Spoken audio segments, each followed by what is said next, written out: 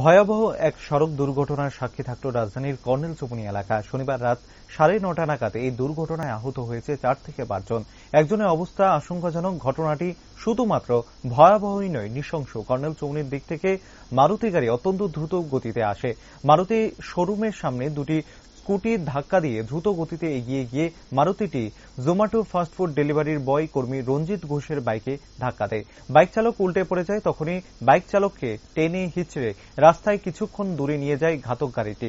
এছাড়া কর্নেল চৌমুহনী প্রিয়া বাজাজ এলাকার বাসিন্দা পবিত্র চক্রবর্তীও মাথায় এবং বুকে গুরুতর আহত হন। এরপরও আরও দ্রুত গতিতে হারাধন সঙ্গের দিকে মারুতিটি পালিয়ে যায়। এই ঘটনায় পথ চলতি মানুষ ও যানবাহন চালকদের মধ্যে আতঙ্ক ছড়িয়ে পড়ে। পরবর্তী সময় দমকল কর্মীরা এবং আপৎকালীন অ্যাম্বুলেন্স এসে আহতদের উদ্ধার করে জিবিপি হাসপাতালে নিয়ে যায়। যদিও পুলিশ এখনো ঘাতক মারুতি গাড়িটিকে আটক করতে পারেনি। তদন্ত জারি রেখেছে পুলিশ। লেফট সাইডে আমি মনে হয় বিজেপির পার্টি অফিসটা যেটা ইলেকশনের সময় করছে সেটা ক্রস করছি। ক্রস করে ফুডের একটা অফিস আছে না, এফসিআই অফিসটার এখানে সেটা আমরা উপরেই হাঁটি। ওইখানে লোকজন আছে, দিকে নিচে নামছি। আমার মিসেস আসছিল আমার বাদিকে, আমি আসছিলাম নিচে। ওই জায়গাতেই বাড়ি দিচ্ছে। বাড়ি দেওয়ার পরে কিন্তু আমি 10-15 মিনিটের মতো সেন্সলেস হয়ে গেছিলাম।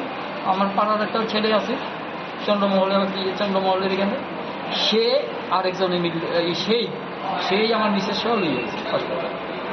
গাড়ির নাম্বার কি আছে, আমরা একেবারে কিনারে, আমি একেবারে কিনারে। মাত্র ওই যে তারা যে ওই যে লেগেছে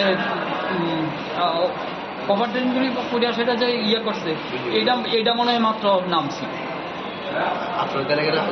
আমার সাথে আমার মিসেসের রয়েছে না, আমি তো মিসেস আসেন বা দিকে, আমি ছিলাম ডান দিকে। আমি রাস্তার দিকটা গেছিলাম। হ্যাঁ, আমি কিচ্ছু কইতে পারতাম না। ক্যামেরা বাড়ি দিচ্ছে কি আসে কি বিষয়, আমি একেবারে আর কি কেউ আহত কিছু খবর পাইছিলাম?